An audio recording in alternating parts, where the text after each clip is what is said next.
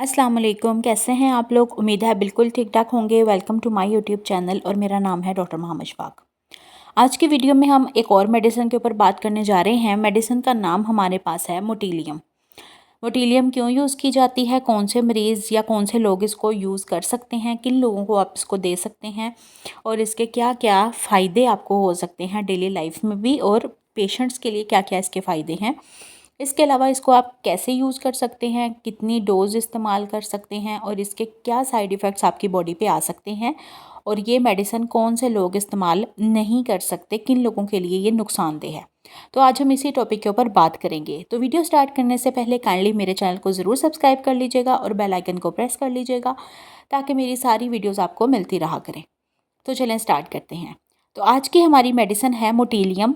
Motilium का इसका brand name है, और जो इसका जेनेरिक नेम है, जैसे मैंने पहले भी काफ़ी वीडियोज़ में बताया है कि जब भी आप मेडिसिन याद करें तो हमेशा आपने जेनेरिक नेम याद करना है, जो ये छोटा सा नीचे लिखा होता है ब्रैकेट में।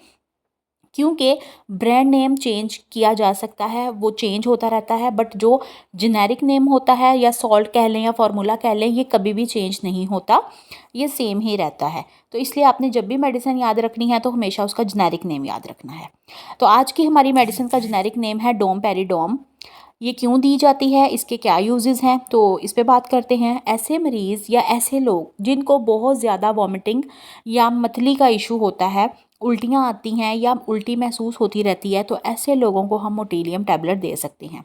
या फिर ऐसे लोग जिनका मैदा काम नहीं करता, वो खाने के बाद बहुत ज़्यादा अफारा महसूस करते हैं, पेट फूल जाता है, खुराक सही से हज़म नहीं होती, मैदे में दर्द रहती है, सूजन रहती है, ऐसे लोगों को भी हम मोटिलियम दे सकते हैं।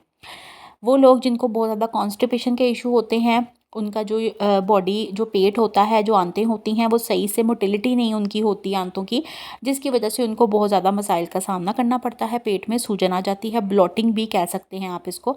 इस कंडीशन में भी हम ये दवाई का इस्तेमाल करवा सकते हैं।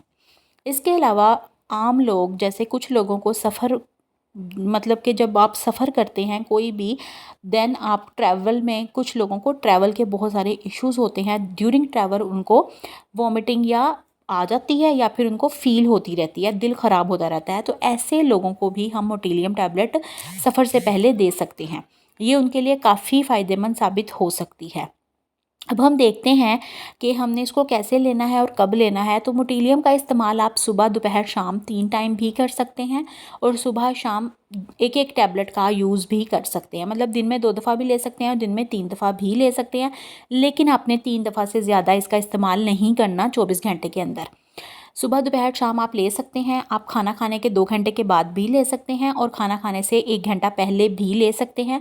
खाना खाने से 1 घंटा पहले लेंगे वो आपके लिए ज़्यादा बेनिफिशियल है। बाकी आप जैसे आपके डॉक्टर आपको रिकमेंड करें वैसे ही आपने इसको यूज़ करना है। इस तरह की वीडियोज़ जस्ट फॉर नॉलेज होती हैं, आपने खुद से मेडिकेशन नहीं लेनी होती जो नुकसानदेह हो सकती है।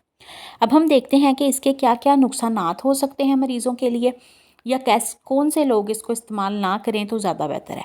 तो ऐसे लोग जिनको दिल का मसला है, या फिर उनको ख़ास तौर पे जिनको जिगर का मसला है, तो वो कोशिश करें कि इस दवाई का इस्तेमाल बहुत कम करें, ज़्यादा इस्तेमाल ना करें, या फिर सिर्फ डॉक्टर की प्रेस्क्रिप्शन को फॉलो करते हुए इसका इस्तेमाल करें। जिगर के मरीज़ कोशिश यही करें कि इस दवाई से ज़्यादा से ज़्यादा परहेज़ करें। अब हम देखते हैं कि इस दवाई के क्या नुकसानात हो सकते हैं आम मरीज़ों के ऊपर। तो ऐसे लोग जिनको मोटिलियम बहुत ज़्यादा मिकदार में लेना शुरू कर देते हैं, बहुत ज़्यादा 24 घंटे में बहुत ज़्यादा गोलियां खाना शुरू कर देते हैं, तो ऐसे लोगों को सर चकरा सकता है, सर भारी हो सकता है, ड्राउजीनेस हो सकती है, डिजीनेस हो सकती है।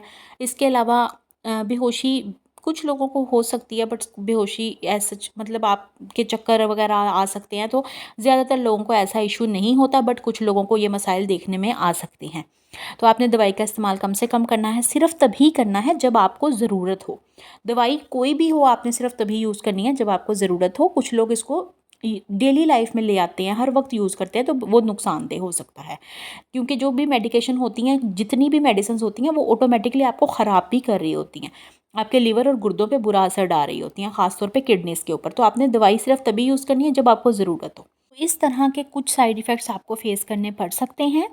उम्मीद है आपको वीडियो अच्छी लगी होगी, समझ आई होगी। किसी का कोई भी क्वेश्चन हो तो वो पूछ सकते हैं। अपना बहुत सारा ख्याल रखिएगा और मेरे चैनल को सब्सक्राइब कीजिएगा और बेल आइकन को ज़रूर प्रेस कीजिएगा और वीडियो को ज़्यादा ज़्यादा शेयर कीजिएगा, ख़ासतौर पे उन लोगों के साथ जिनको ट्रैवल में बहुत सारे वॉमिटिंग के इश्यूज़ होते हैं या फिर उनको नॉर्मल रूटीन में भी वॉमिटिंग के इश्यूज़ बहुत ज़्यादा होते हैं। अल्लाह हाफ़िज़। मिलेंगे इंशाल्लाह अगली वीडियो में। अपना ख्याल रखिएगा और मुझे भी दुआ में याद रखिएगा। अल्लाह हाफ़िज़।